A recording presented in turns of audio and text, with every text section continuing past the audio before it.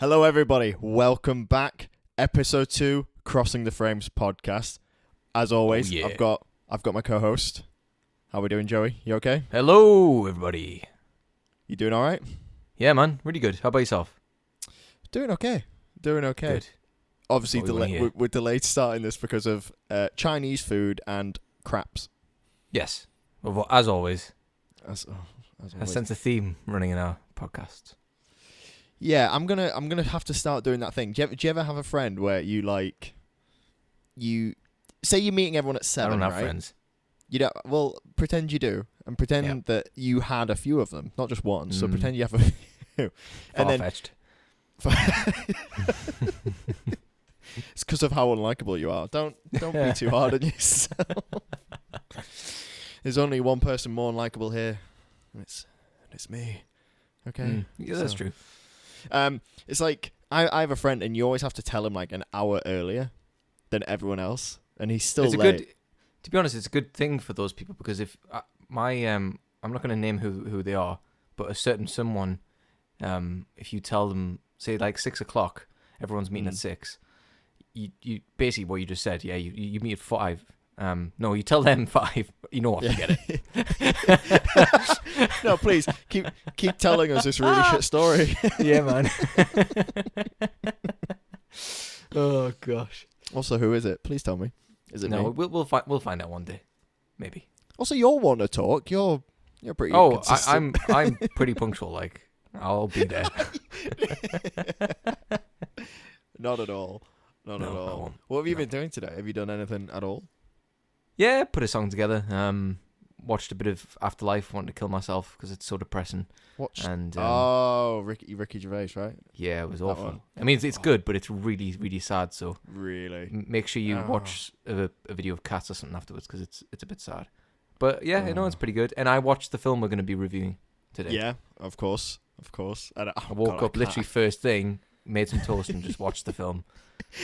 First message from me: watch Hellboy. Yeah, and I was just It's like, hard- right, yep, let's go. And you wouldn't think that'd be a good start to your day, but maybe it was. I have I guess actually have we'll- no we'll idea what find your out. thoughts are, and I cannot We'll wait. find out. I We'll genuinely find out. can't. You know what? No more mincing about. Let's get into it, right? Because I'm Yeah, man. really, really excited. I really like Hellboy. Not necessarily the movie versions. Should we clarify which one? Versions. Yeah, so well, I quite like the original one. Guillermo del Toro, right? And I've never seen that one. God. That's why I'm so interested to hear what you think about this Yeah.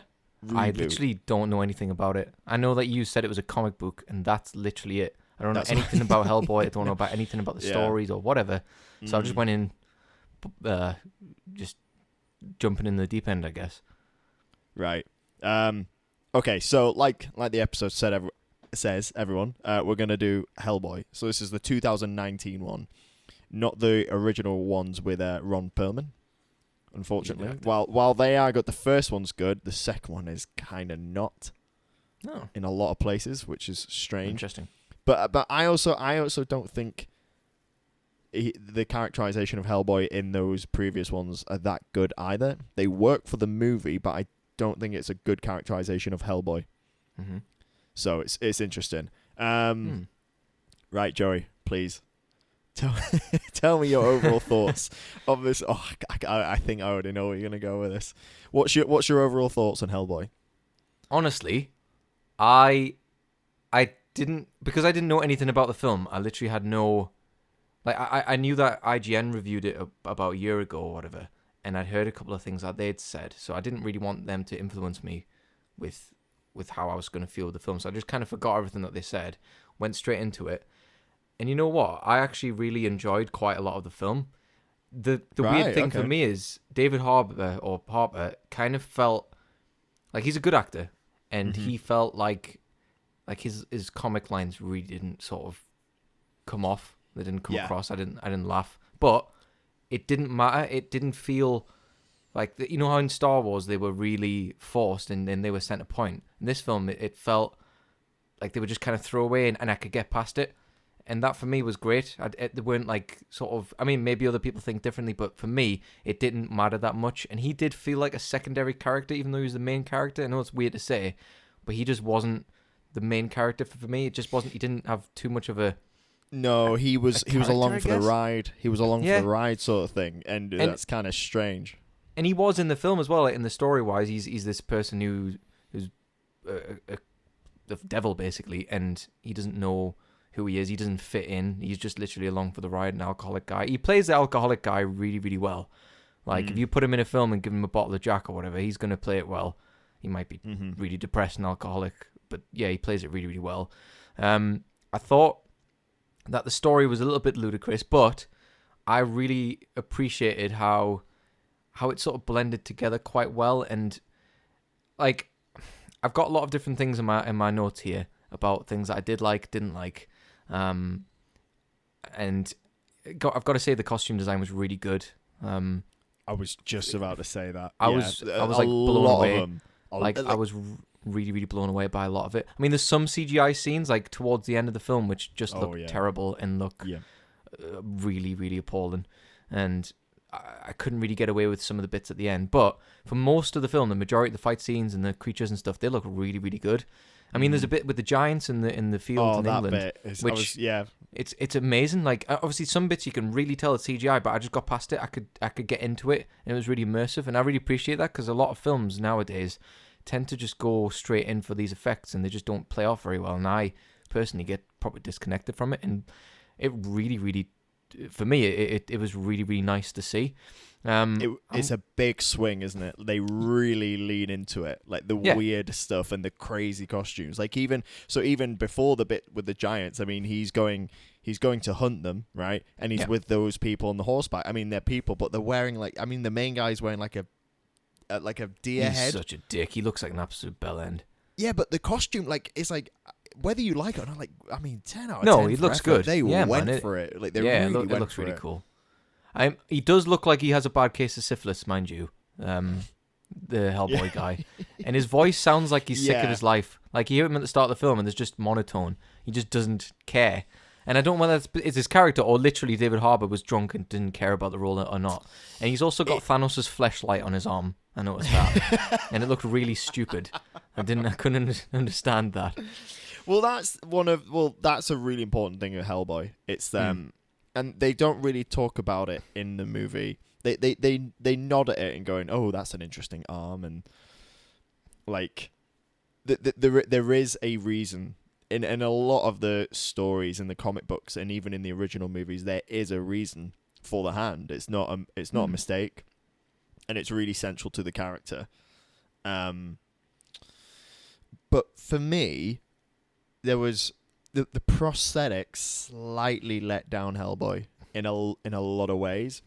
I know what you mean. It's just a bit too much. It's just a bit too nasty and beat up looking. And like we said, like I really appreciate a big swing and really leaning into what you're trying to create. Yeah. But it's almost strange seeing him act in it. He can barely move his face, right? Yeah, it's really hard to get kind of emotion. It's like a PlayStation 1 game. Like, if you ever feel like PlayStation 1 Hagrid, where you just, you must be sick of your life because you're just a discombobulated big mash of polygons. That's kind of what you mean. It's kind of what it feels like, doesn't it? Where you just can't move, so there's no real emotiveness in it. It's like, kind of like a robot, sort of. Yeah, and then he's really nasty looking and really, like, demonic and, like, syphilis, like you said. But he's almost playing it like he's a teenager. And it's really kind of strange because a lot of the lines, the way they're delivered, are like stroppy teenager around this demon. And for me, it's just a little bit off. It's weird because it's him playing it, and it didn't. I feel as if someone else played it. Nothing against him being an actor. It didn't come off as well as it could have, as I imagine. Like those lines, I've written here, his comedic timing is kind of like Lars Ulrich playing tambourine for Miles Davis. Like, it's just all over the place and off. It is, but I don't really. He is a good comedic actor. I mean, he's great in Stranger Things, right? But for some reason, this just didn't play off very well. It just wasn't. It was like someone clicked quantize on it, which is like the autocorrect thing for drums and stuff on music software, and it just didn't work. It just like messed everything up. And it just didn't play very well. Other people's lines were like funnier. Like, I'm trying to think now. I've forgotten Yeah. the name of the characters. But a lot of his humor is really off. Yeah, and I just Really don't know why that doesn't is, land. but it just didn't really sort of play off well. But like, there was some bits which I did laugh about. I mean, there's a bit where he talks about the god Ra, and he's talking about like just being a normal person, like just chilling or whatever. And I think that's really cool because it kind of humanizes these characters. It makes them more relatable. Whereas if it was just like dead serious, kind of like the Mummy, and just was like, oh well, this creature is blah blah blah, and he's gonna kill the world, blah blah blah. Honestly, my favorite character was the Liverpudlian pig guy. Yeah, well, he's in the comic, and he's amazing. Really, he is, and it's a really, but that's an interesting character. Like, he's a victim and also a horrible big pig and thing. They played demon. that really and well. Also, yeah, they did. And I know the accent's almost comical, but this is. I mean, we've already established that this is kind of a. I don't want to say tongue in cheek, 'cause that's not the right word. It is a little silly while also being quite dark. It sort of felt like they saw Deadpool and were just like, well, that worked and that's sold. And then they also saw some Disney films and like, well, that worked as well. Let's put the Disney jokes in, but also try and sort of be self-aware without being self-aware. And it kind of just, I don't know, it didn't play as well as it could have done. And it wasn't a bad film, don't get us wrong. I kind of went in thinking it was going to be an absolute pile of crap, but I quite enjoyed it. And obviously we'll discuss more reasons why we like it and why we don't, but you know, I thought I was going to hate it and I didn't, so I'm quite surprised. I'm really surprised that you didn't hate it. I think you've cut it a lot of slack, and I think you've done that mainly because you haven't seen the first two. I feel that if I saw the first two, I'd probably compare it a lot and then also hate it more because I'd probably like think Ron Perlman was better or whatever. Guillermo del Toro, did he direct it? He did, yeah. So that's tough. I don't know who Mitch Michelin or whatever the hell the director of this film's called. I don't know who he is. I don't know what he's done. I've got it in front of me. Hold on, bear with me. The director is. I haven't got a clue. Always good. Silence is always good. Director Neil Marshall. Right. See, I have no idea. He's probably famous and done loads of stuff, but I have no idea who he is. And that's a hard pillow to follow. Pillow to follow. Pill. I don't know. Whatever the saying is, you know what I mean. Like it's hard to follow what is already especially because it was Ron Perlman doing. Oh fuck, he's a good actor. Yeah, he is. He's also his really face looks like Hellboy, whereas Jim Harper was properly prosthetic up just to look a bit more weird, and it didn't look great sometimes. Like I know what you said before, when sometimes it just didn't work, and he looked too much, and it just kind of did. It was a bit off-putting.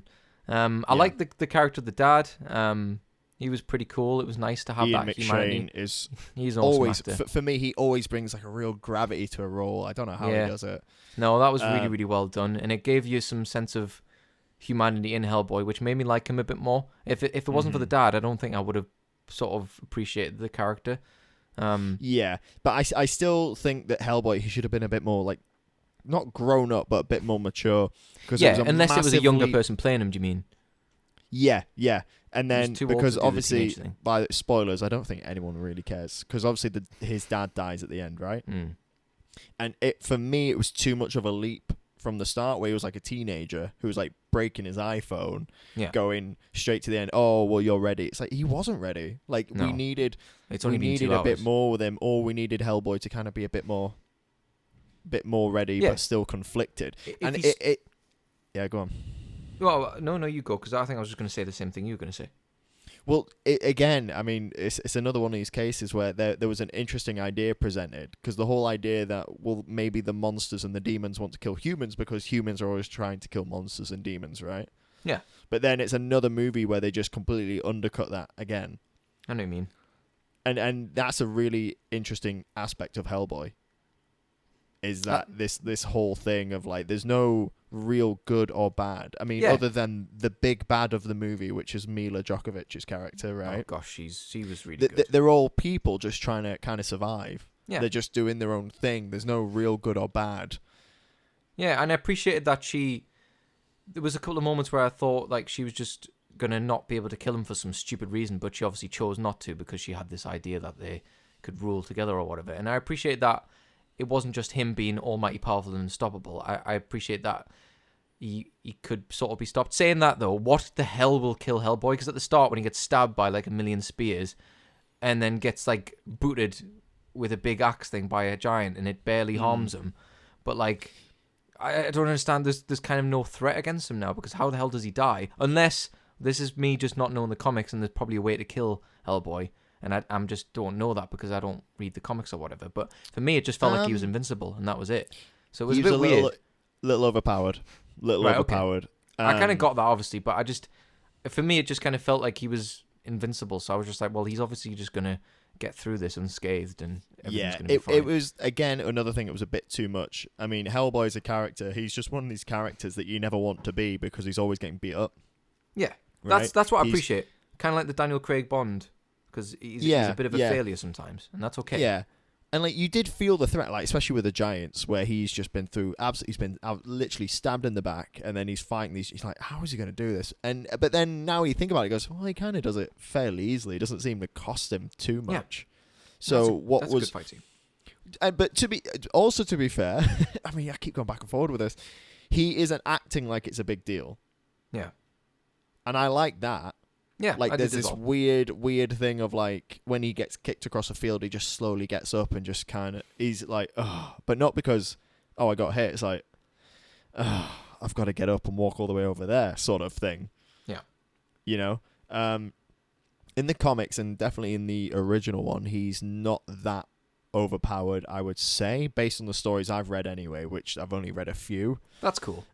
I would have appreciated more of that in this film, because then you can sort of relate more to it, because humans are little weak, flawed creatures, and I think we like to see things in films with our antagonists where they're a little bit flawed, because then you know they're not perfect, so you're like, oh well, if they can fuck this up or something, but they can do this amazing thing, maybe I can do it too, and that would be, I think that would have been a better thing if he was a bit of a failure. Did fuck up quite a lot. Well, that's what the original movies get right, because they definitely get that across in a really effective way, where he's not a failure in terms of he's like he kills demons and he's good at it. Yeah, he's a failure everywhere else. He's a failure in the same ways we are, like fail in our relationships and fail. Yeah. I mean, he still did that in this film, but just not. I think they should have just played a bit more of it. It might have been funnier as well. Yeah, but there's this whole in this one that you watched that. You're not getting the kind of really famous character, so you're not getting his girlfriend. Oh gosh, right, okay. And you're not getting. They hinted at it at the end of this movie. Yes, is she called Liz? I think that's the character's name. And she's super powered. She's got like fire ability things. Oh right, okay, awesome. Pyrotechnic, but not like the pyrotechnics machines. Like she's not like the flame from Fantastic Four. Yeah, but not that comic booky and crap. And then there's Abe Sapien as well. So at the very end, that last scene when they go in that room. Oh yeah, the tank thing. Yeah. So that's like. I had a feeling that's going to be like a big thing that people would know about, but obviously I didn't. I just saw webbed hand. So that's Abe Sapien. He is traditionally Hellboy's partner. Oh, cool, nice. He's like the opposite. He's like really smart and kind of fragile. So he's like the opposite. So it's like red and blue. Because in the comics, I mean, they tend to do. Let's just go off what the comics do. They're a bit more detective-like. It's like Batman. Nice. Batman. They're more of a detective, and then they're going around and. Well, they sort of play on that at the start, don't they, with that wrestler guy, and then they go and inspect some vampires and stuff. But then that all just goes away, and I would have loved that. That would have been a really cool. Yeah, this is the thing with always making these comic book characters into a movie. They always seem to end up as like set pieces and action heroes when a lot of them aren't. And I get why they do it. I mean, they kind of had to with that story because the ridiculous power of Mila Djokovic. Yeah, but then just don't write that story. Yeah, they could have just changed the story. And I think you're right. I would have appreciated that more, like a kind of noir detective kind of thing with Hellboy being the main character. I think that would have been really cool. Especially what you're saying with the two sort of polar opposite characters, red and blue, as you said. That would be really cool. Kind of like the Pepsi You should logo. definitely go back and watch the first and second one. I'm going to now. I'm going to watch the first two. I really hope that they're going to make a sequel really good. Of this. Because I'm quite into the story now. Well, let's put that to rest. Let's give you some numbers, all right? Yeah, please do. All right, so released April 12th, 2019, right? Oh, man, this is not good. Budget of 50 million, right? Yep. Which God. isn't actually that much for something like this. That is that's not that pretty much, impressive. right? Right? I think they used the budget, and obviously, God, just 50 million. It's quite good. In its opening weekend, 12 million, which is very bad. Now, what's even worse is what it finished behind. Oh no. Right? It finished behind Shazam Oh gosh. I haven't seen that either, actually. and Little. What the hell's Little? No idea. Not a clue. But Damn. this did worse than those two movies. I What- saw Shazam. Shazam is serviceable. We'll have to do You know? a review on that at one point. The good thing about these Mm. podcasts, you're going to learn. I haven't seen a lot of films, so Yeah, but that's fine. We've got a good perspective, I guess. Yeah. Someone who's seen the films has that nostalgic thing, and someone who doesn't. So that's quite Yeah. good. But anyway, sorry. What did the film finish on? The amount of money it made? 44 million. So it was Oh, 6 God. million shy of Oh. the estimated budget because they never actually released it. It's an estimated budget. Oh gosh.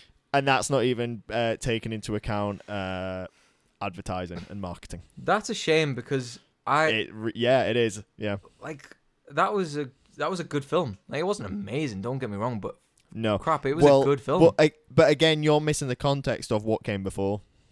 Yeah, I mean, I this guess I would this have liked movie the was two. it was critically panned Wow. by both audiences and critics. Like it was really Damn it. What people what Rotten were Tomatoes score not did it like get? this. Oh, it's like 17% or something stupid. Oh gosh, I do not think it was that bad. At Yeah, all. I mean that's what I think is really 17%. Yeah, 5.10 out of IMDb and 31% on Metacritic. I would have given it like a 62%. Like Yeah, that- it's not. that It's was- really not that bad. No. It seems to fall down in enough places for enough people to really hate it. I can see why. I mean, if you're a Mm. diehard sort of comic book fan and a Hellboy fan, I can see how you'd want to hate it. I don't know, man. I don't know. Like, because I like the originals, but I don't mind this. I mean, okay, that being said, when I first watched it, the first 10 minutes really made me mad. And then I got over it. And then I watched it. I really hate that opening. I really hate a lot about the first 10 minutes. What happens in the first 10 So- minutes again? He goes to the So wrestling show. doesn't he? before that, he's narrating the whole backstory of the Queen, of Oh Mila gosh, yeah, I Djokovic's forgot character. about that. Yeah. I mean, he's literally just describing what happens on screen. Just get rid of Yeah. the voiceover and make that a really good scene. Yeah, it Like, didn't if need. you- Yeah, okay. you're right. If that you didn't have need to be- like a cavalry, so a group of people riding a horse, and they're dressed like knights, and there's a bunch of dead people on spikes, and everything's in black and white. I don't need you to tell me that something's gone wrong. I can see that. Like it's pretty obvious. And then they turn up, and then the Queen's there, and she's like got magic, and her like princess. It's like, oh, and this is the evil Queen. It's like, well, I can see that. You don't need to tell me that. I go, and then he chopped her in half because yeah, and then I see it. You don't need to tell. Yeah, I think it was very on the nose, very obvious, wasn't it? anyone who's not seen this movie, please do an experiment for me.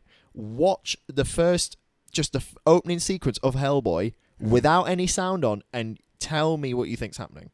Because it's not You'll that be able hard. to, yeah. I don't need. And also the narrator is really bad. Who's the narrator for narration that? is it's Ian McShane again. Is it? I didn't Now- think it was good. Like, also I had No, it subtitles wasn't. on, so it was even more obvious. So I was being explained to. I had it on the screen and I had the subtitles on. I was just like, everything is so obvious right now, and I forgot about it. So I thought the start of the film was the. But think how crazy it would have been, because obviously they explain that they chop her into a few bits, right? Yeah, it was like Braveheart. Spoilers. Yeah, and then spread those things. They spread the body parts around.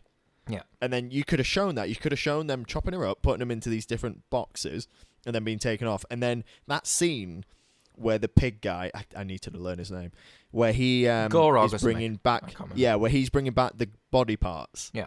Think how more shocking that would have been to see if none of it had been explained before. That was a really You're like- cool scene, and she was watching Yeah. Love Island or something. That was quite funny. Yeah.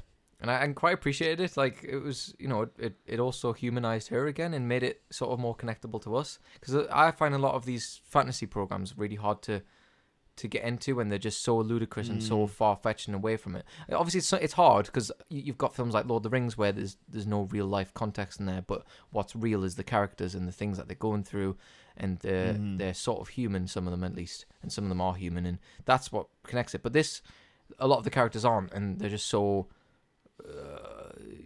abstract, I guess, and they're so different and demonized, and you really struggle. But when they do stuff like that, it's I don't know, for me it was quite nice to see that, and it was also really funny just watching her sort of be in bits, and then this Liverpudlian pig is just putting a leg on while she's watching Love Island. I found that quite funny, and I do agree it would have had more of an effect if I didn't have that boring bit at the start explained to me, which I immediately forgot about. Because once they say at the start, oh, they chopped her up into bits and spread them around the world, then you immediately go, so those bits are coming back together, right? Well, obviously, yeah, and it was just like, well, I know the story now. She's going to come back at the end, and then she's going to get a blood from the tree, and then she's going to come back, and then they're going to have a little bit of a fight, and then she's going to die, and then he's going to be fine. And I was just like, yeah. But there's loads of bits that happen that, the bit with the giant things coming out of the ground, I thought that was really cool. A bit gory, but like it was cool to see, and like that's the havoc that this stuff's playing, and you need to show that kind of stuff in a film that with that kind of rating and that kind of thing. I just want to stop for a second because I want to say Daniel Day Kim appreciation post. Like I want to make a post how class is Daniel Day Kim. You know the the Asian I know guy. What you mean. He's awesome. Yeah. I mean, his accent was terrible. He's an American guy. Oh, it's so bad. And I know him isn't it? from Lost, and he plays a Korean guy in that. So it's really weird seeing him do a British accent. But when he spoke, like for most of the dialogue, you could just hear his American accent come through. Just make American. Obviously, you can't do a good British accent. Matter. Just leave it. I know we're in London, but it really doesn't matter. Yeah, literally doesn't matter. It's an American Hellboy's movie. New York, but his dad's British, so it doesn't matter, does it? Ian McShane, no, he's is he British? In the film, he's British, yeah. Not Ian McShane. Yeah, he's got a British accent. What? Yeah, I'm sure he's Irish or something in real life, but in the film he's got a British accent. Huh. If I'm wrong, There you can shoot me in the arsehole. I But also, I don't one even know more anymore. thing. Is that fucking Pat Butcher? Playing who? The bin bag woman, what's she called? The woman in the chip shop with the gun. Let's The have a woman- look. I'm going through the I'm cast definitely now. fucking sure that's Pat Butcher, like, from No. EastEnders. Layla Morse. And what's she out of? She definitely She's plays... been, She plays in EastEnders or Coronation Street, doesn't she? She plays Pat yeah, Butcher. she's in EastEnders, yeah. Yeah, it's fucking Pat Butcher. I told you. What is Pat Butcher doing in Hellboy? I was just like, what? This woman who, like, I don't know. I've never watched EastEnders, but I know who she is through memes and whatever. And I was just like, what the fuck is she doing in here? She's like a crap M from James Bond, and she was just like gunning down people. And I was just like, well, she wasn't gunning down people, but she tried to gun down Mia Djokovic. And I was just like, this is fucking It's a badass. whole British reference thing, isn't it? Yeah, and I was just like, loads of American people won't get that. They just think, oh, it's just some woman with a weird hairstyle, but it's fucking Pat Butcher. To be fair, a lot of British women do look like that, and Americans don't seem to understand that. Yeah, it's a very, very common look over here, isn't it? It really is. Isn't it strange? Yeah. Isn't that really kind of... Anyway, who cares? And another thing I really, really liked about the film, I really, really, really like Baba Yaga, which is the... I was going to ask you about that because... Yeah, I thought that whole Crazy house, scene man. was really, really well done. Man. I love the imagery of the house where it's on like legs and it's like wonky, and then she's like this Russian crow woman who's like trapped in this place and she's missing an eye, and I just love that whole idea. She's disgusting, and it was really well done. It was like I couldn't tell where the CGI ended and started. For me, it was really, really good, and it looked good. Yeah, I was going to say that because I was going to say that about Pig Guy. I need to learn his name. Yeah. Because he obviously, there was a prosthetic costume and then the head was CGI, Yeah. but it was really well done. Flawless. Yeah. It was really good. I was like, $50 million, by the way. Yeah, I was really, really impressed. They made that budget last. They really did. And for me, it was like a Guillermo del Toro film. It was like kind of like watching Pan's Labyrinth or something. Please say that's his film. But it was kind of like watching one of those films, because those creatures are so lifelike and so realistic, but it's like you believe it because you don't see the... You know, in good CGI, you don't notice it. Like we mentioned in our last episode, if people have listened to our last episode with Mandalorian, the Star Wars TV series, about what you said with the backgrounds and stuff just being HD TV screens, I did not notice. And that for me is where CGI is good, when you just don't notice it. Yeah, It's when really you subtle. stop thinking about it. Yeah, and it's world building, Like- isn't it? But when you have like for me, Avengers Endgame, that last fight scene is the most boring fight scene I've ever seen in my life. because like 90% of it is just Little CGI, rubber. and it's just Yeah. awful. It's really badly done, and you just don't care. But if you can do it I right, kinda where cared, you I'm think not gonna lie. you what? Sorry. I kind of cared, but I was really invested. I wanted for me, to care. it took me right out of it. Like for me, like say like a film Really? like Braveheart, you watch that. Mhm. Obviously, some things in the background are mostly extras, but some of it is going to be CGI, and that for me is Mhm. great because it's world building. But you don't want the main scenes full CGI if you can do it without, because it just looks crap. At least at the moment, and with people's budgets and stuff. And for me, there was some scenes in Hellboy which just didn't look great at all because of the CGI. And if they did it all with that kind of prosthetic thing, it would have looked a lot better and played off a lot better for me. And that whole scene with her character was brilliant. The fight scene, the kiss between them was really awkward. But to be fair, the one comedic moment I didn't mind, because I remember watching that kiss and going, God, that's a lot. That's a lot to take in, isn't it? Yeah. But then he breaks it with this I really like it. He goes, where he just says, "Is that hair on your tongue?" Yeah, Oh, I it laughed just at that. yeah, it's funny and it makes it worse. Yeah. But it alleviates the kind of disgust part of it. Yeah. And I was like, that's actually really that whole scene's really Yeah, good. it was fucking I really awesome. like that. And I really, really appreciated that bit. So that was really, really cool. I liked Yeah, Daniel that's- Day Kim's character as well. I liked the. Really? I thought it was a bit dull. A bit. I mean, he was a bit until the boring. end. You know what? Maybe I'm a bit biased because I actually really like the actor and I like him as a person. So maybe I'm just a bit biased, and he probably is a bit boring actually when I think about it now. But I still do like him a lot. The woman, what was she called? Alice, the English woman. Her She was parents. so dull. Do you remember the scene where there's a tiny little baby pig, Liverpudlian Yeah, pig yeah, guy? yeah. Do you Yeah, remember yeah. her parents? They are the worst actors I've ever seen in my life. Literally the worst actors. They're Why? only in it for like Why? 30 seconds. Go back, and if people are wanting to watch this film, remember when you see them, they're the worst actors you'll ever see in your life. Their accents are the most atrocious. The guy can't work out whether he's Scottish, English, Indian, or English. Did I say English twice? He can't work out which Well, accent he doesn't is matter. and who he is because he just switches between them all. And then you don't know what she's speaking or talking about because they're just constantly switching. Also, there's no emotion in them whatsoever. They don't care that the baby's a changeling. And they're just, it's just awful. It's really, really badly done. I hated that scene up until the little pig thing crawls up the chimney and I was just laughing. He was like, didn't fucking do that, man. Didn't fucking do that. And I was just fucking creasing. That was ridiculously funny. Yeah. He was like, please it don't is do funny. it, man. Fuck, don't do it. I mean, I can't do a Liverpudlian But accent. even the bit where he returns the baby, like 2 seconds later to the front door, and then Hellboy goes, "Oh, about time." Yeah. Like I love it's like what is that slow? It's like I love it. I love that way. It's like you are so out your comfort zone. Yeah. Where like the audience, like it's like, is that a long time? I thought that was pretty quick. They can do it quicker. Was he just it shows that they know everything about this world and you know nothing. And I love that. Yeah, it's cool. You need more Baba Yaga, right? Fuck yeah. No, they do not explain a thing about what's happening. They don't explain who she is. Her house is a chicken, right? It's Yeah, that chicken makes legs. no sense. They don't explain it, and I love that. It's like It's just a big just turkey show it. dinosaur. Don't explain. As Yeah. long as Hellboy's okay with it, you're okay with it. Well, when of course. Hellboy's not okay with it, that's when you're not okay with it, Yeah, right? and I love that's- that. It's World great. building, and it It's makes me really question good. it more. It makes me more interested in it. Whereas if it was Star Wars: Rise of Skywalker, they would have went, well, this is a house with legs on it, and it's the legs are like a chicken leg, and that's because Joey, they would have said it 3 times. yeah, This they house fly got legs now? on it. This house. You knew exactly what I meant. Yeah, The houses have legs now. their houses have legs now. But you know what I mean? Like that was really cool world building, and they did that a lot throughout Yeah. the film, and I really really liked that. I liked a lot about it actually. It was a good watch, and I'm really really good Yeah. that it didn't do better. I kind of want to see the other film, and I feel sorry for Mia Djokovic because a lot of the films she's been in are absolute gash, and she's like a good actor. Yeah. She's She fucking was awesome. in Fifth Element. Fifth Element. Good, no, good. Yeah, thank you. Someone can speak here. She's in that. And then obviously, I don't really know what else she's Resident been Evil films, mate. in. Oh, good God. How many is she contracted to do of those? I don't know, but her husband is the director of Resident Evil.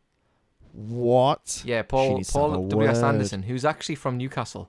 He's Geordie. I remember you telling me this. Yeah, and a little bit of trivia here, guys. I about 6 years ago, me and my old friend added him on Facebook, and we messaged him, and he messaged us back, and we were just like, "Can we be in the new Resident Evil film?" And he was just like, "Yeah, sure. We're filming in like a year's time. Do you want to be a zombie?" And we were like, "Well, yeah, that sounds great." And then we forgot about it, and then the film got made. But we were like, we could have just been zombies in a terrible film that no one would have cared about. And I'm really gutted that we forgot about it and threw it away. No, Joey, I don't care. That would have been really cool. Yeah, it would have been you awesome. Get to say, I was in a Resident Evil movie, Yeah, man. it'd been fucking badass. But I respected him a lot more because he had a lot of time for people and fans. And he's actually a really cool guy. I had a little chat with him. But the films suck. The first one's all right. I mean, look. I don't know. We'll do an episode on all the Resident Evil films. That'll be fantastic. But she's in them you know anyway. what? I don't hate them. I don't hate them. No, I don't like them. I don't hate them. We'll leave it for another episode. We can talk about. I have a lot to say about those. That's a full episode. Yeah, but there's a lot to be said. Oh, of course. But Mia Djokovic, obviously, for me, she's a great actor, and she did this part really well. I don't know whether that's just because I like her as an actor, but she seemed really good. Yeah, but that doesn't matter. Like it's this. It's just if you like it and you like her, yeah. Isn't that why they get famous people in movies? It's of course, you're gonna watch I'll it. I'll go see that movie, and you're gonna be yeah. slightly more, and that's fine. 100%. Like that's why they get like matter. crap musicians like Ed Sheeran in Game of Thrones, because people are gonna go, "Oh, that ginger guy's in the theater. Let's go and watch him." I'm just like, well, no, he ruined that whole episode for me. It took me completely out of it. Well, that's a big claim. He has like 3 lines. I hate him. Why do you hate him so much? Please tell me why. Honestly, I think the main reason is, like, I'm sure he's a lovely guy. He's extremely talented. But when I went to Greece, I was in the middle of nowhere. His song came on the radio, and I was just like, "You're everywhere. I can't escape you." I mean, this was like 2-3 years ago, but back in 2-3 years ago, you can't unplug from the Matrix, Joey. I know, and I hate it. Like this guy's written some amazing songs, but now I can't stand them, and I hate them, and it's made me hate him as an artist and a person. But that for me made me hate Ed Sheeran, and also made me hate Game of Thrones. I hate that more than the finale of Game of Thrones. Him being in it, his little stupid squirrel face, and it was just like, "I'm gonna sing a song, everybody. I used to be homeless, but now I've got $1 million mansion. Oh, I'm really, really famous and rich now." Fuck off, man, you stupid ginger prick. It is amazing that someone that he is the level of fame that he is. Yeah, fucking him. I mean, I'm sure he's loved. I know I hate him. Guitar. Stupid prick. Anyway, what a tangent. Yeah. Yeah. So, what's the actor's name? The guy you really like? Oh, Daniel Day Kim. Yeah. Yeah. Not a fan until the end when he becomes the cougar thing. Cougar. Where he becomes a MILF. Yeah. And he attacks a big fat MILF. To be fair, Pat Butcher would get it. The fictional character, not the actual actress. Of course, yeah, not the actress. Fuck her. Yeah, I've been minging. Don't be such a chauvinist, all right? God.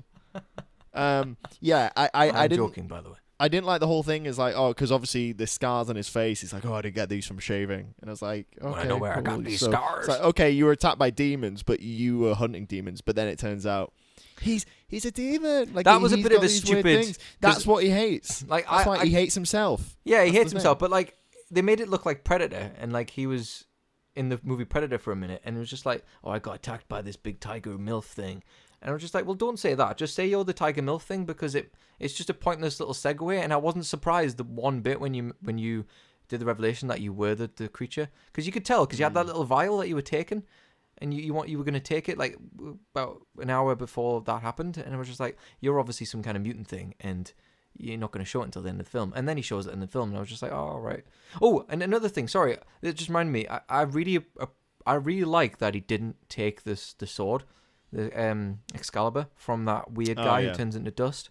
I really like that, because for me it was just like, if it was like Suicide Squad, the film, he would have just taken it, and there would have been a blue light come from the floor, and a big laser goes in the sky, and then loads of people have some CGI fights, and then the movie ends after someone tells a terrible Disney joke, even though it's not Disney. But like that would have ruined it for me, and it really didn't. He saw what he could be, really, really powerful, and it showed that human side of his character again. And he said no, and it was just like, oh, this is cool. You can say no to that power, and then give it a different element to the film where you aren't invincible. And I really like that. I don't know about you, but that really was a good moment for me. Kind of made the stakes a bit higher for me. I don't know, maybe it's just me. I mean, the final act kind of just falls short because the movie doesn't really know where it's going. He's being pulled along. He isn't the one kind of driving it forward. I was going to say drilling it forward, but he wasn't the one driving it. He was like I said, along for the ride. Yeah. But obviously was in the end the deciding factor. But I don't know, man. But they'd already kind of given some of that stuff away in the trailers. I didn't see any of they the had trailers. given so the whole bit where he comes out the ground and he's got his full horns and the flame crown. That's the problem with trailers, isn't it? They give everything away. I mean, they showed that. They showed that from like straight. And then the other thing they showed was you know that really, really bad joke where he first meets Mila Djokovic's character. And she's like, "Oh, like we could stand together." What does he say? And then he goes, "Oh, like I would. I just don't think we're compatible. Like I'm a Capricorn and you're fucking nuts." That bit. Oh gosh, that didn't play well with me at all. I was just like, no, it's awful. And that was like the joke of the trailer. Oh, well, so there's this Neil Marshall has a lot to answer for. Like, what are you but then how? Well, the studio, the people who make the movie don't make the trailers. They hire different studios for that usually. I hate that. Honestly, I know a lot of people who, I know it's anecdotal, but a lot of people who don't watch trailers before they watch the films, and I respect that because for me, it kind of ruined. It ruins big films because, like, especially with like, this is the last time I'm going to mention Star Wars, but like with Rise of Skywalker, there's loads of bits in the film that hadn't happened yet because I saw them in the trailer, so I knew where the story was going, even though there was no story. But I was just like, oh, this hasn't happened yet, so I know that this character lives and blah blah blah, and I was just like, this is. It takes away from the film, and imagine having the reveal of the Emperor being in the film without seeing the trailers, and that would have been amazing. Exactly. But they give it away straight away. So I'm glad I didn't see the trailers. The Marvel movies did that well. Like for Infinity War and Endgame, like they actually edited out people and edited in people that aren't actually in the scene. I to love make that. It misdirect. Yeah, that's great. And but then as opposed to The Last Jedi, right? So the day before I went to go see The Last Jedi, you know the bit where Rey gets the red lightsaber? Oh gosh, yeah. And they put it on TV as an advert. Yeah. And I was like, I had avoided big spoilers then. And then that was just on the TV. It's like, oh, I can watch a little TV teaser. Like that's fine. I'm seeing it tomorrow. Yeah. And it's a bit where she grabs the red lightsaber and the Why Royal would you Guard. show that? Like it's a I big see pivotal that. bit in the film. Oh. They really ruined that. It's just like they spaffed too early in the film, but also with the with the trailers, and it's just like it was upsetting. But I'm really, really glad that I went in just completely blind with this film. I didn't see the trailers. I read like a slight thing that IGN said about it last year, and that was it for me. But I went in without knowing anything about the And to be fair, IGN are really impartial. Like they don't give massively strong opinions on things, do they?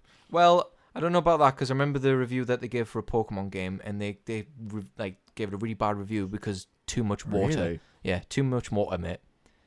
Like that's a meme that was a meme a couple of years ago, and was it? Yeah, too much water, mate. And that for me, like IGN are stupid sometimes. Some of their reviewers are just they're morons. They're really they literally some of their reviews are kind of like, oh, this is a game that I played, and it's great because when you push the buttons, the character moves. That is some of their reviews. It's just like you're just describing. You're not telling me what you think. Just like the McShane guy at the start of Hellboy. It's just just like every conversation in The Rise of Skywalker. Yeah.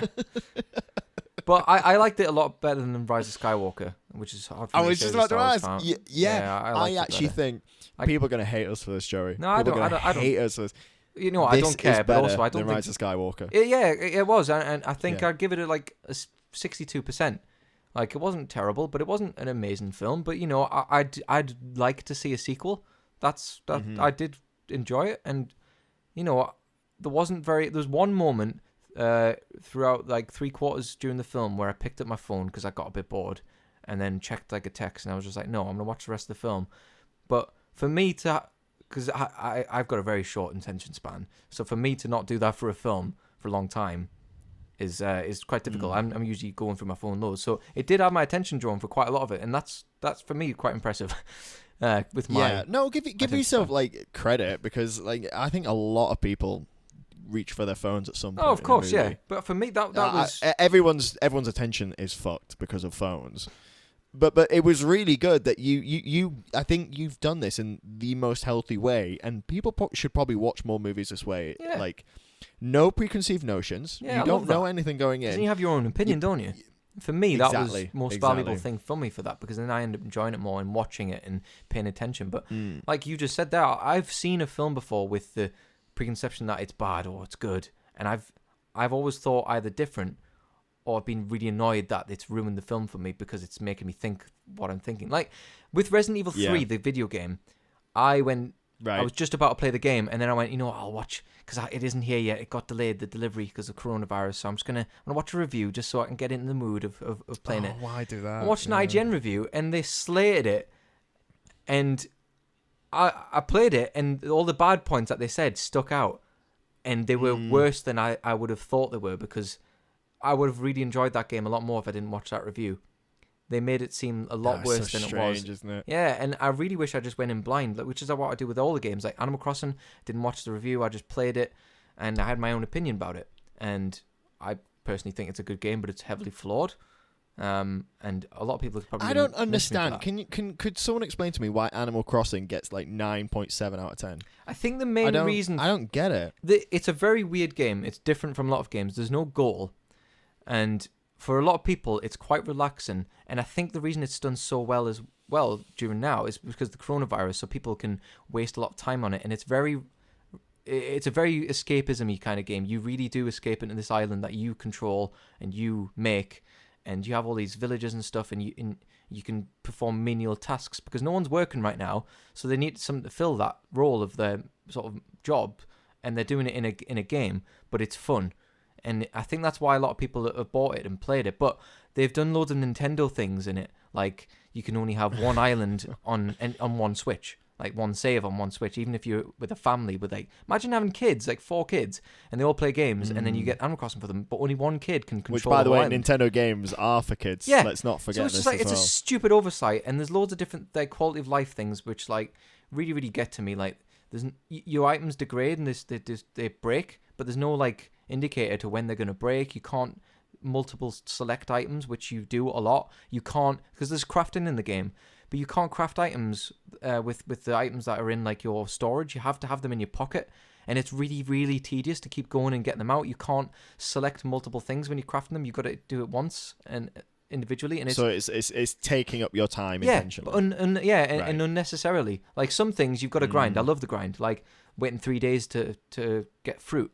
Oh, or whatever. God, I can't think of anything worse. I honestly, I'm not a grinder at all. I hate it. I really well, do. fair enough. I don't think the game's going to be for you then. Yeah. But I think for people who like the grind, it's great. But there's too much grind for me. It's like, it's not enjoyable as well. You know how Dark Souls is a good game for grinders because you die, you lose everything. You can go and get it back, but if you get killed then, you've lost it. But for me, that's part but of that's not grinding because you're not going back again to up your stats. You're going again until you figure out the right way to beat them. Well, sort of, yeah, because you do need those levels that experience to level yourself up, though, as well.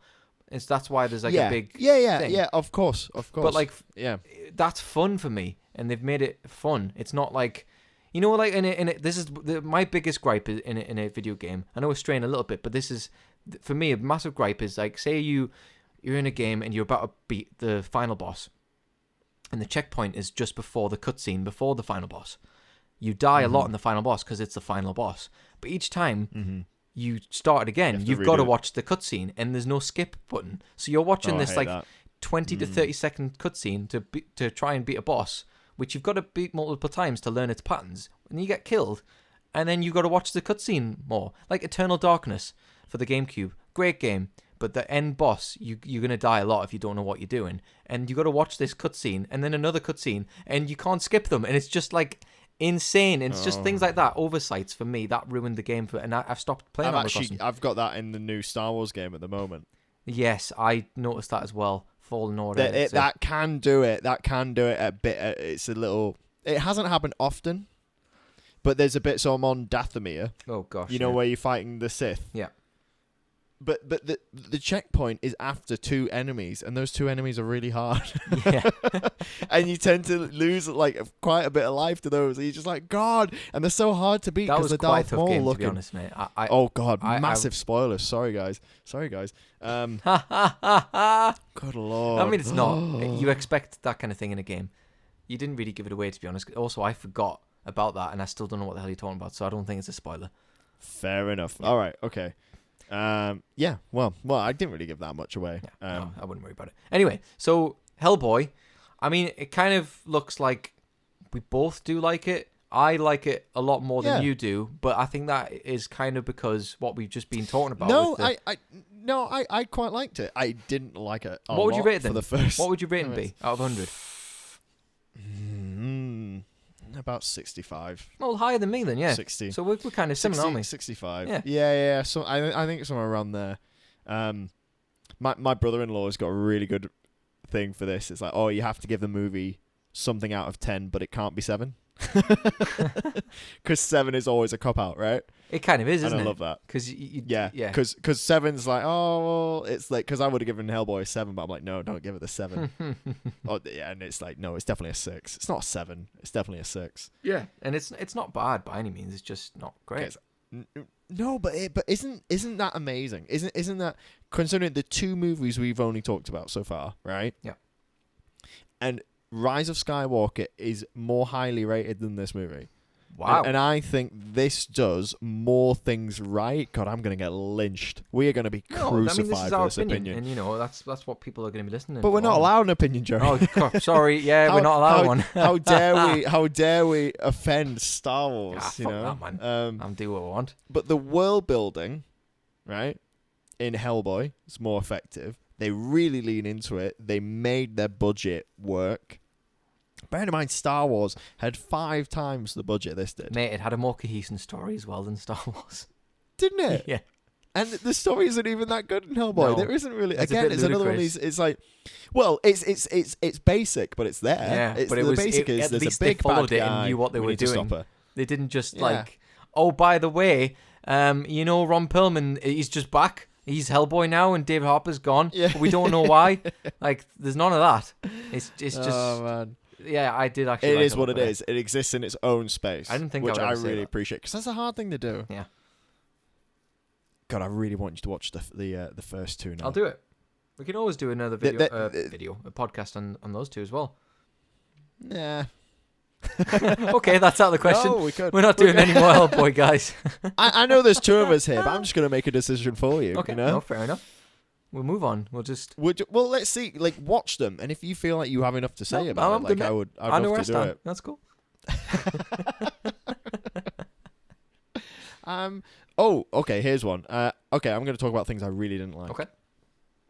First 10 minutes. So, including the narrator bit, and then the bit where he's in Tijuana, and his friend Esteban. Oh, good old Esteban. Why? So Hellboy's not dumb, right? And he's not new to this world. We literally see a cutscene of him where Alice is like a baby. So we can assume he's been doing this at least 18 years, right? At least. Oh, yeah. So Esteban went missing. So he's been sent to find this agent for the BPRD, right? Mm-hmm. Who was sent to Mexico to find a infestation of vampires, and they haven't heard from him. Like, this is a mystery. It's pretty obvious what's up, and he's shocked. Yeah, that was a bit weird. That was a bit weird. Why is he? He should really be go. Oh God, he's a vampire. I need to kill him. It's sad. And they could have just done that. He goes, oh, I need to kill someone I really like. Do you also but think there was this? Sorry, don't put in. Do you think that he cared more about Esteban dying than he did about his dad dying at the end? 100%. Because I've just realised that now. His reaction was just like really, really strong for that. But then he just, McShane's dead. We'll get over it. He's fine. Yeah, but that was like he had a chance to say goodbye, and it was. I mean, he sort of did. I mean, do you know? It also pissed me off how Esteban talked. He had a fucking spike through his chest. There's no way. That's where his diaphragm is, or just above his diaphragm. There's no way he's talking. All he would be able to go is... He was a vampire. Oh, sorry, yeah, makes sense. He's a vampire. Well, none of it makes sense. No, it it doesn't doesn't, matter. no. But like, how did it? Anyway, I mean, Hellboy punches him with his big right Dick. hand of doom. right hand yeah, of doom. big right hand of dick. That's his net. That's the name of it. Oh, is it? Fuck off. Yeah, because I thought you just so been a dick. he. No, he is the right hand of doom. That's the point. That's why he shaves the horns down, because if he doesn't, that's his like prophecy. So if So he the just point of if the he point doesn't of- shave his hair, his horns with Gillette, he just becomes like Wolverine, but not. Well, the Wolverine. horns grow, but he doesn't want to look that way. Oh, right. Because he doesn't. He. It's almost like because there's this conflict in him. He doesn't want to embrace that side of him because he knows where it leads. But there's this whole thing, and it's different from comic to comic, right? But basically, there's one version where his hand is the key to open the gates of hell, right? Oh, that's interesting. So it's this whole right, exactly. So there is a reason for it, and it is a powerful weapon that people fear. Like he is the right hand of doom. He is in terms of like hell and demons. Like he's Billy Big Bollocks, right? That's badass. Because that bit where he's facing off Mila Djokovic, and all the other demons see him and they run away. Yeah, that bit was awesome. And it's this really interesting. It's like, oh, they all know who he is, but he doesn't. He doesn't have a clue. That bit was really cool. Yeah. Like he doesn't even really know how powerful he is. I quite like that then. Yeah, no, it's a good conflict that they keep bringing back and forward, because there's always this temptation to go screw the human race, and especially in like the original movies, the Ron Perlman ones, he's kind of hated. People don't like him. It's like, oh, he's ugly, he's scary. It's like, so he's saving them, right? So he's saving humans, but he could quite easily turn the other way. That's why I also liked it, yeah, because you know she even says that at the end of the movie, just like, these people are dicks to you, but you choose to save them, and it's just like, well, yeah, because he's kind of like he's like an anti-hero kind of guy.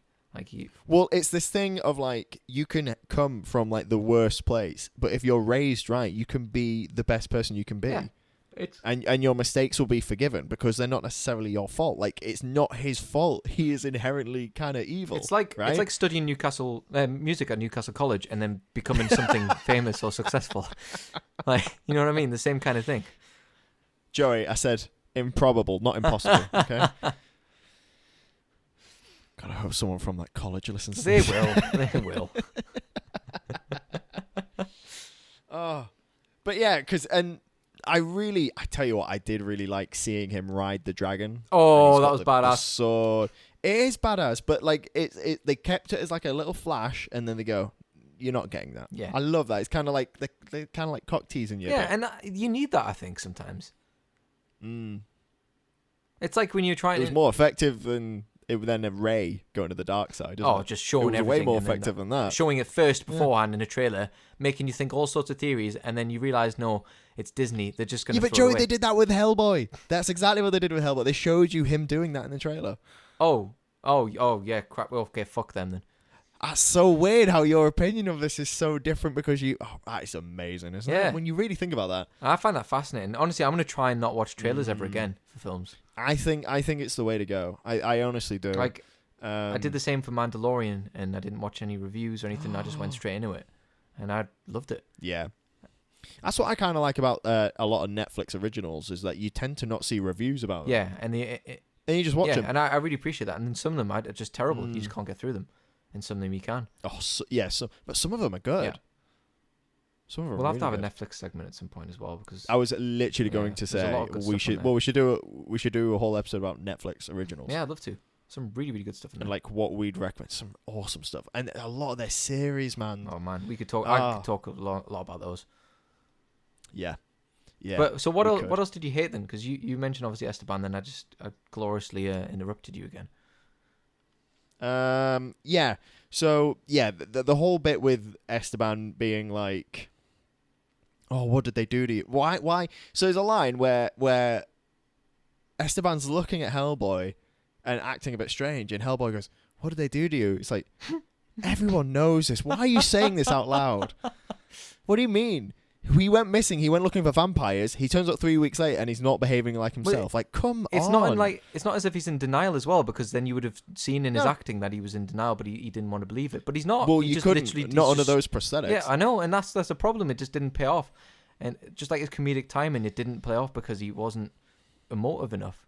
Like, Yeah, because then the music in the fight, it was kind of like rock music, right? yeah, you know what it reminded me of? It reminded me of.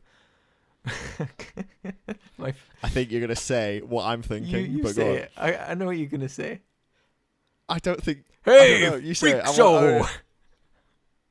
No, that's not what I was thinking of at all. All right, okay.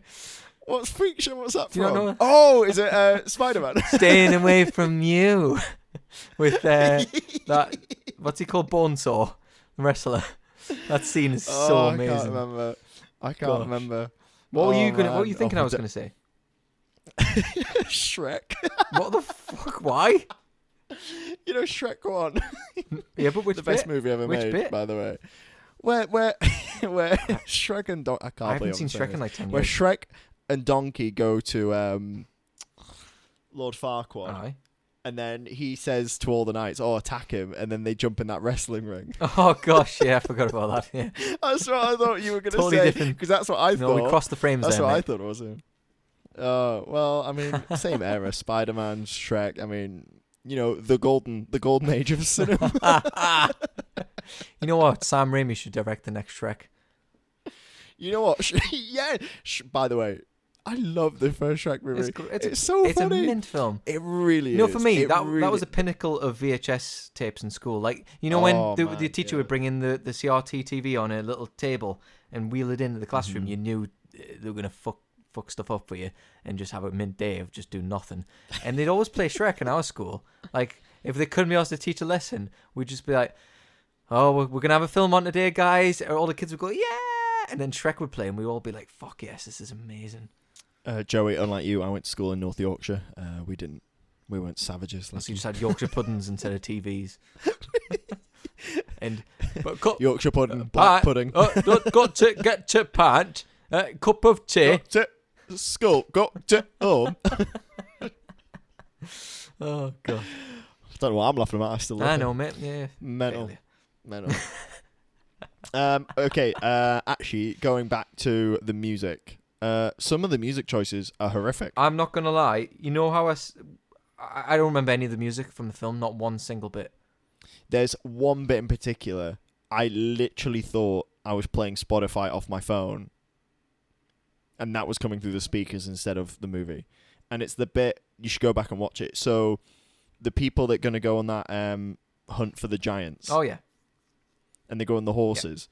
And there's like this 20-second shot of them riding horses. And it's like pop, punk, happy, I remember that guitar-y song, yeah. stuff. And it's so like, It's like a what? baroque kind of rock kind of thing, isn't it?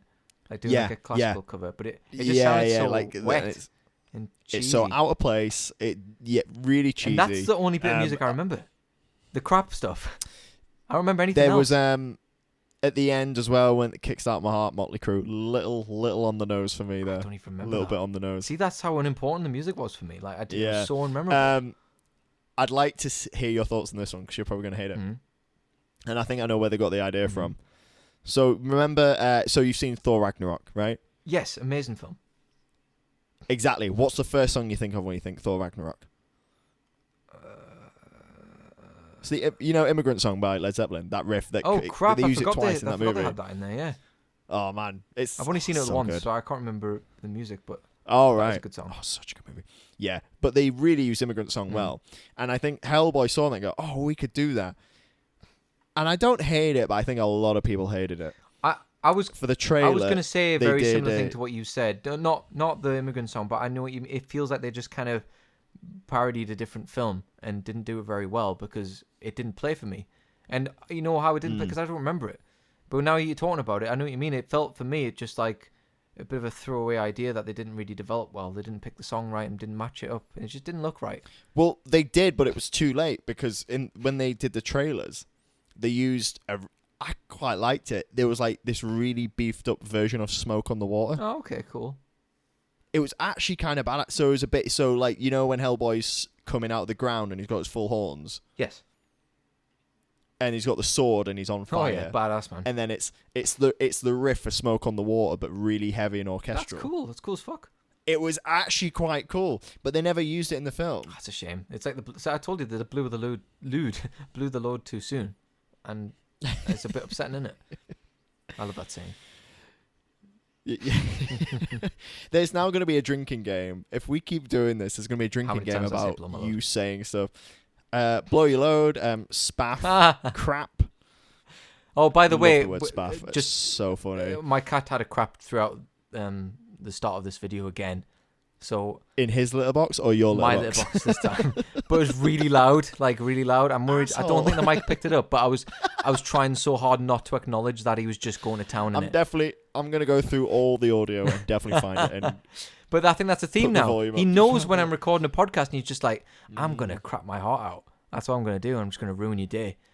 Luckily, I don't think it detracted too much, but I just have to bring it up now because I've totally forgot about it. It was really funny. But yeah, mate, the music for me, no go. Oops, just hit my keyboard. For me, that was just crap. Didn't remember any of it. So yeah. And what else were you going to say? Sorry, so you're still talking about the stuff you hated.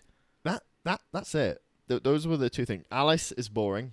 Okay, I'll go through my notes. I did think she was boring as well. I just didn't care about her.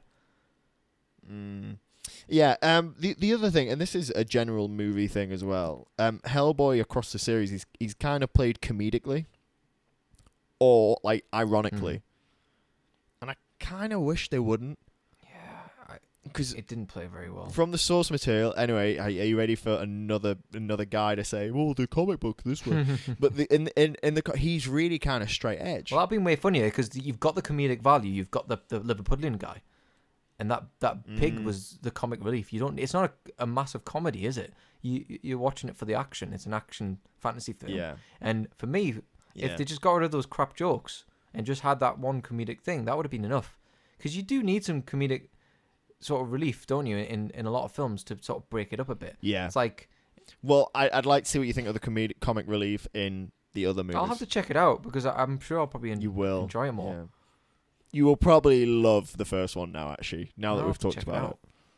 But I know what you mean. Not John Hurt. William Hurt's in it. Don't know who that is. John Hurt? John Hurt, yeah, he's dead, isn't he? Yeah, he in the original one, he plays Hellboy's dad. Yes, I saw something about that when he died. It's really cool. cool. Oh gosh, that looks good actor. Very good actor. Very good actor. That's all I have to say. I mean, we've covered it. We've covered the story. We've covered the costume, the music, the effects, the sort of everything really. I mean, we said it multiple times, and we said that it is a good film, and it's just kind of more. But I think the most interesting thing and you mentioned as well is the fact that you've seen the original two films and the comics. I've just went in blind. It's like when we're going to review a lot of the other stuff as well and talk about the other things that we're going to watch. It's going to be a really nice perspective to have. And I think it makes it more... I like doing it this way because then I have my own opinion on it. Whereas, I mean, I've already mentioned this a million times, but just going into something with knowing what someone else thinks of it, it can affect you quite a bit. And I'm glad they didn't do that. 100%. And you know, it wasn't a waste of time, and I do wish there was a sequel. I am gutted that there's not going to be a sequel now because it did so poorly. Oh, it's dead. It's so dead. Pretty much as soon That's a as shame, it man. came out, And the actors didn't do a terrible job. Like the acting was quite good in some parts. I can't get away with it. I can't get away with David Harbour's performance. I really can't. I don't think it's his fault. I think it's just not well fleshed out for some reason. It's kind of like what. Yeah, you know, I totally agree, mate. Yeah, I agree. Lovely. Well, yeah, I think... Is that everything you want to say? I think that's all I've got to say about I've said it enough, yeah. I've said everything I want to say about it. If you haven't seen it, and you listen to this, check it out. It's not a bad film by any means. Would you recommend it, though? Would you recommend it? And who would you recommend it to? Because I don't think this is a movie you could recommend to, like, your auntie. No. Right? I that's a good question, actually. So I would recommend this film to people who haven't seen the first two, like me. After something a little bit... If you like kind of gory action films... something that's quite stimulating. Watch that. For people who like Titanic and Downton Abbey and stuff, I wouldn't bother. It's not going to be your cup of tea. But it's a good film if you want to kill a couple of hours, and especially during this lockdown period, you're gonna you're going to be watching a lot of stupid things like Love Island and crap YouTube videos. So, check this film out if you're going to do that. Yeah, don't watch those stupid things. Watch our stupid things. Yeah, of course. And I mean, just check it out if you want to kill some time. But it's not for everybody. It's definitely not for everybody. And I that's probably why it didn't sort of do well as well. But it's not a bad film. And, if you haven't seen it, check it out. And if you have seen it, let us know what you guys think as well. Because it'd be interesting to hear what you guys have to think about our thoughts on it as well. Absolutely. Thanks for listening. Yeah, man. Joey, what are you doing now? What, are you going to go to bed? No. Oh, that's a good question. So you can spaff? Yeah, good idea. Well, so we're still in the quarantine, so you could be listening to this during the quarantine or after this is all ended with the coronavirus thing. But for me and Dave, because we're working from home and we don't have to go out because we're not allowed to go out, when we ask each other what we're doing, it's just like, oh, well, haha, because there's nothing to do. So this is just like the perfect reason to do this kind of thing. So when you ask me what I'm doing, I just immediately thought to just laugh hysterically. But because it wouldn't make sense. That's the only response I expect. Yeah. It's the only response I expect from you at this point. So I guess to leave it on another note, that made no sense. But we're gonna do another one. We're gonna do another one of these. It's fun. 100%. And I hope you guys find 100%. It fun too. And, let us know what you think about everything. And we'll see you in the next one. Thinking of doing The Hobbit next. Can't wait. So one of us will watch one of the Hobbits and one of us will watch the second one and then none of us will watch the third one. Great idea. Because just not even. It's not even a thing. I can't wait. Let's get into it next time. It's so good. Wait my flatmates are watching it right now. Yeah. My flatmates are watching it right now as I'm talking about it, and I'm missing out. No, you're not. Talk about Hellboy. The best movie. It's probably going to be the best movie we review. I can't wait for this. This is going to be brilliant. Hellboy #1. Yeah. Shocking. All right. Take care of yourselves, everyone. Cheers, guys. Thanks for listening. Take care.